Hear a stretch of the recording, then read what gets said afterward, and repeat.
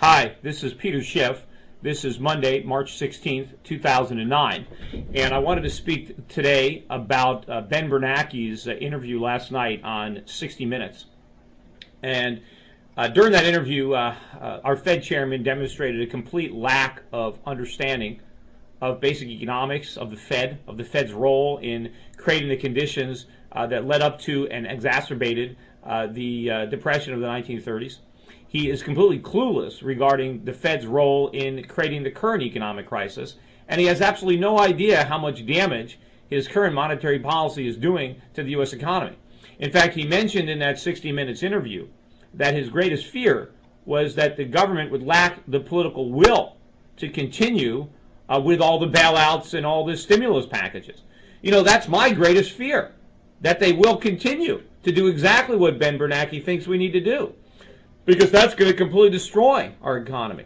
You know, if there was any political will in this country, we would repudiate everything that Ben Bernanke is doing. We would abandon the stimulus plans and the bailouts. We would let the free market function. We would swallow this bitter medicine. We would allow the economy to right itself and to rebalance itself. But no, unfortunately, we are going to follow Ben Bernanke's advice and Barack Obama in Congress, and we're going to destroy this economy. We're going to create a situation far worse than anything that we experienced during the 1930s. In fact, Americans of this generation are going to look back at the 1930s with jealousy about how good people had it back then. You know, I mean, this is just amazing. You know, there was one kernel of truth in what Ben Bernanke said. He mentioned that he thought the problem was created by a glut of foreign savings that came into the United States, and that we took all this money that we borrowed and we did not invest it properly. He had mentioned that had we invested the money properly, that everything would have been okay. But because we didn't invest it properly, that's the problem. Now, when he says we didn't invest it properly, what does he mean? Well, what he really means was we spent the money. We didn't invest it at all. That was the problem. We borrowed money to build houses, to buy cars, to buy consumer goods. We spent the money, and now we can't pay it back. That was the problem. Now, first of all, how did foreigners get all this money? Was it an accident? No. They got the money because we ran these huge trade deficits. They recycled the trade deficits back into our debt. But why is it that Americans were spending all this money in the first place? It was because of the Fed. The Fed kept interest rates much too low.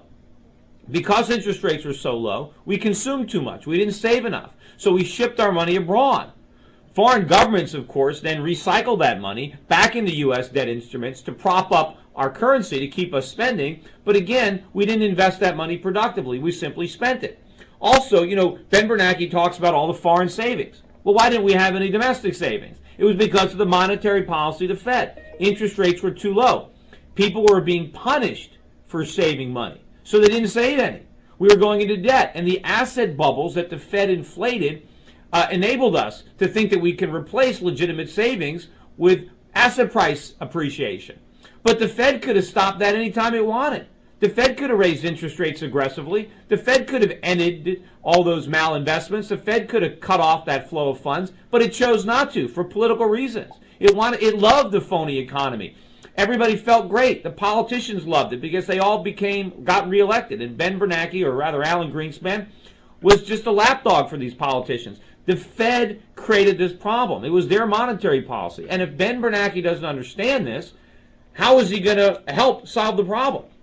In fact, if what he's saying is true, that the problem resulted from the fact that we borrowed and spent too much money, how is borrowing and spending even more going to solve it? The policies that Ben Bernanke is pursuing are simply involve borrowing even more money from the same foreign sources and squandering it in the same way.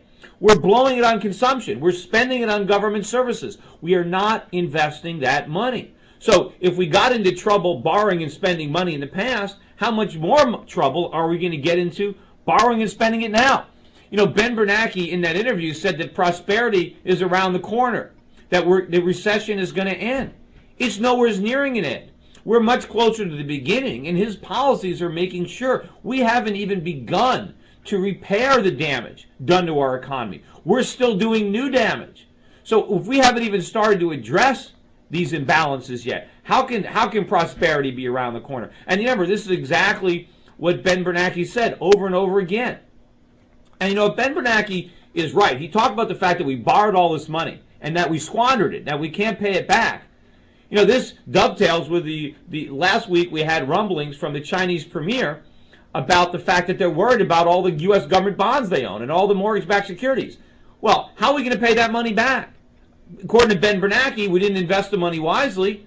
We're blowing it. We can't pay it back. The Chinese have to know that. It's amazing that we had officials from the Obama administration reassuring the Chinese that their investments are safe. It reminds me of the guy from Bear Stearns going on television telling everybody how sound Bear Stearns is. What do we expect? Do we think Obama administration is going to send a representative to say, you know what, Chinese, you're right, you're screwed on this one? You loaned us all this money, you haven't a prayer of getting it back? How can we possibly pay the Chinese back the money we borrowed? We can't. Can you imagine Barack Obama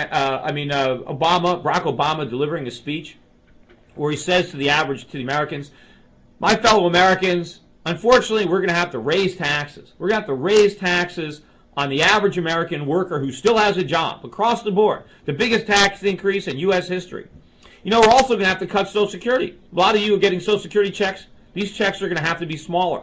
We're also going to have to abandon our plans for education and health care and the environment because we need the money. We need to give the money to the Chinese because we owe them a lot of money. We borrowed a lot of money, and we have to make interest payments to the Chinese. And interest rates are rising, and those payments are getting more expensive, so we need the money.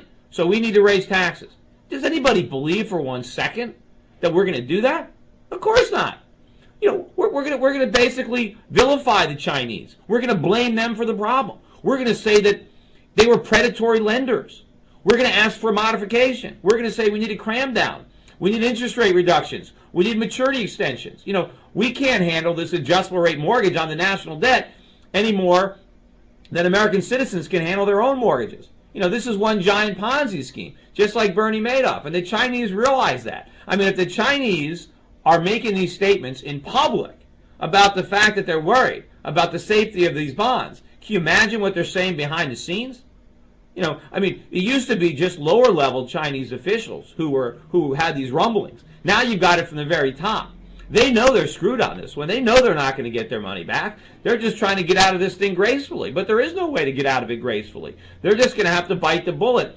They're going to have to spend these dollars and stop loaning us money because we can't pay it back. And again, as Ben Bernanke said, we're not making productive use of the money, so how can we possibly pay it back? We're spending it, and we're going to spend all the money they're foolish enough to lend us until they stop lending.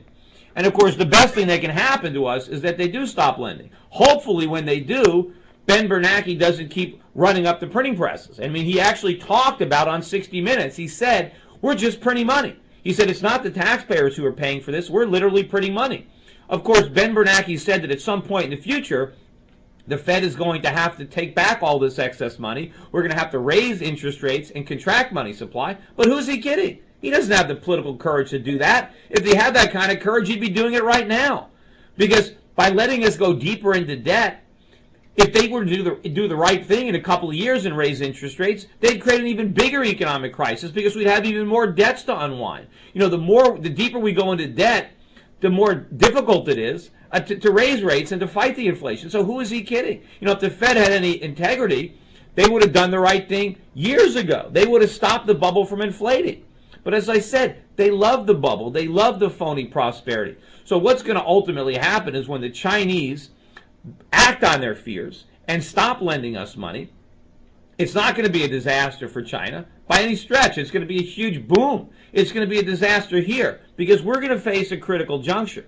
We're going to either have to make the hard choices that we can't make today and that we didn't make in the past, or we're going to let Ben Bernanke continue to run up the printing presses, and we're going to have an inflationary depression, maybe even hyperinflation. That's what's coming. That's what Ben Bernanke is going to create. He is so fixated on making sure we don't repeat the Great Depression that he's going to make sure that we repeat something far worse than the Great Depression.